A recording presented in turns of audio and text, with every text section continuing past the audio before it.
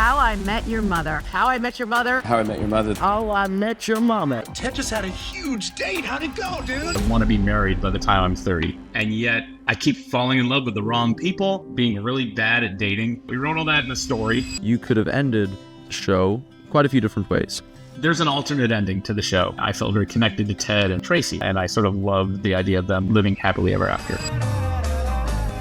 So obviously the show just picked up so much success, and instantly you're kind of thrust into the spotlight as the guy who created How I Met Your Mother. And yet you wrote The Mutual Friend. Dating has changed. The whole game has changed, and now everything is on the phones. And that got me thinking a lot about technology, got me thinking a lot about like our relationship to technology. And that was sort of the inception of The Mutual Friend.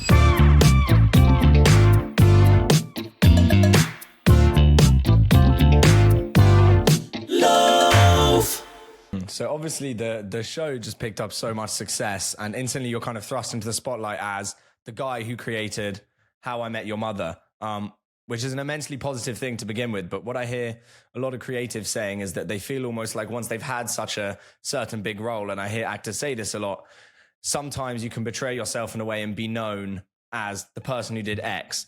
And yet, just very recently, you wrote The Mutual Friend, which I loved. And I wanted to ask you about your process of... Which no worries, it was really good. I wanted to ask you about the process of redefining yourself, and how you found that. That's a great question. Thank you for asking that, and thank you for bringing up The Mutual Friend. I'm so proud of it, and like it was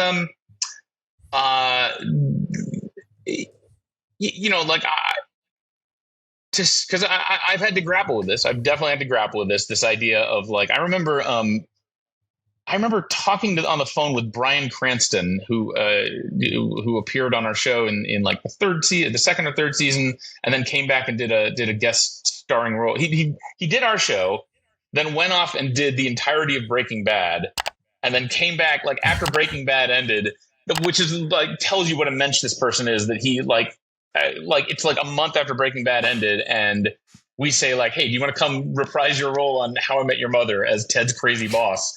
And he's like, sure. And like, he comes back and does it and was like, hit it out of the park as he did before. And like, he's probably one of our greatest, if not our greatest TV actors and can do anything.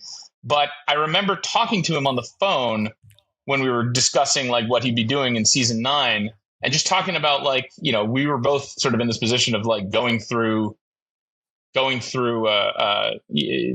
this experience of ending the role that ending the project that will eventually define us. And I remember him saying like, how does it feel? Sort of him observing that like, here we are finishing up the project that will be the first sentence of our obituary, which like, and when he said that, it made me shudder. Cause like, I'm 39 at the time. I'm like, really, am I, oh God, is this?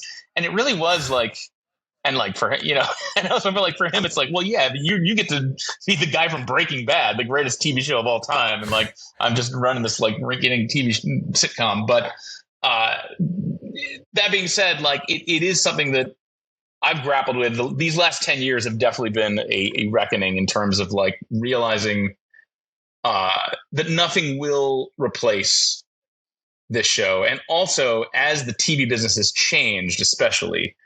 That I don't see a future where there's another show with this kind of reach and this kind of like the kind of like audience that we were able to amass. Like there's no show that 8 million people sit down and watch every night. That just doesn't exist anymore.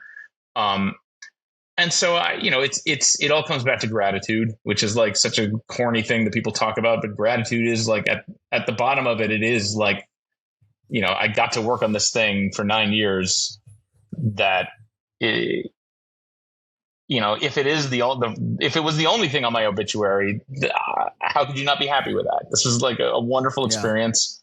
Yeah. And more importantly, I made some of the best friends of my life doing it. I got to satisfy every creative itch. I mean, we created this sandbox that we could play in where if we wanted to do the saddest, most tearjerkery story we could think of, we could do that. If we wanted to do a silly farce, we could do that. If we wanted to do a film noir, we could do that. If we wanted to have a mystery, we could write a mystery. Like the thing I'm most proud of is that we took the contours of, a cast of 5 main actors and 2 sets and did as much as we possibly could with those ingredients over the course of, we didn't do 200 episodes that were all basically exactly the same. I think we really we stretched the medium as much as we could. And I'm proud of that. And there's a long way of getting to, I found myself as it ended, happy with the idea that this will be the thing I'm most known for. But then I started having ideas for The Mutual Friend, and The Mutual Friend actually started its life as a pilot that Craig and I developed together. I brought it to Craig, and we sort of tried to develop, and we tried to turn it into a TV show. And then part of the thinking was like, well, now that we've worked for a network sitcom where we did get to do like almost everything we ever wanted to do, but it was like we were hemmed in by like the expectations of a network sitcom. And so I thought, well, now what's the story we could do that actually, like, the real genesis of it actually was How I Met Your Father, or How I Met Your Dad. Sorry. After How I Met Your Mother, we developed, or like in the final season of How I Met Your Mother, like side by side, we were developing with another writer, this woman, Emily Spivey. And with Greta Gerwig, as well, was acting Greta in that. Gerwig and starring in it. I love her. I mean, who doesn't? Who doesn't love her? Yeah. I mean, and it was, well, I guess there's one guy who apparently didn't love her because the show didn't go. It didn't get picked up, and the world got Lady Bird, Little Women, and Barbie out of the deal. So it's like maybe it's for the best that didn't get picked up. But good trade. It's a good trade. But I did feel like there's more of a story to tell, and it didn't get picked up. But they said, well, hey, come back to us next year and develop it again next year. And I already felt like I just felt like it feels like development hell. It feels like we were a little dissatisfied with the way CBS handled it. And it just sort of felt like we were handing them something that could have been incredible. And they just sort of tossed it aside to go with and not to take anything away. I won't judge their choices. They chose the shows they chose that year, and that's fine. But it kind of felt like, I don't know, like I'm not, especially coming off of How I Met Your Mother, it felt like I'm not going to go chasing this. I'm not going to go go running after it. Like I've got 2 kids. I 2 very young kids. We had a 3rd kid on the way, and I just felt like I'm moving into dad mode. I'm moving into family mode, and I didn't necessarily want to run a network sitcom again. Mm-hmm. But the question of redeveloping it did lodge in my head, and I sort of started thinking like, well, what would be different about what could this show do differently that How I Met Your Mother didn't do? Like, because we did so much on How I Met Your Mother. What could set the show apart? And I just moved to New York at this point. I was like taking these long walks and just thinking, and on my walks, I just kind of realized, like, every now and then I'm checking my phone, and I realize, like, it's the phones. That's what's different. Like dating has changed just since we started writing about dating in 2005. Just in that 9-year period, the whole game has changed, and now everything is on the phones, and that got me thinking a lot about technology. It got me thinking a lot about like our relationship to technology and how much it's changed just over my lifetime. And that was sort of the inception of The Mutual Friend. And that was sort of the jumping off point. Ever shown up to the beach with a big bush, getting rejected left, right and centre, so you have to walk away with your pubes between your legs? Then get yourself a Manscaped and rule the beach. Wear your shorts with no shame.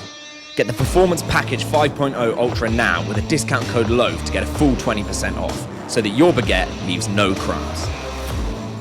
Guys, I hope you enjoyed that short clip of our episode with Carter Bays. If you want to see the full episode, click right here where we got loads more nuggets of gold. Please like and subscribe to check out our other videos. We've got a huge range of guests, from actors to politicians to academics to sports people. So please do check it out. And as always, I'll see you guys next time.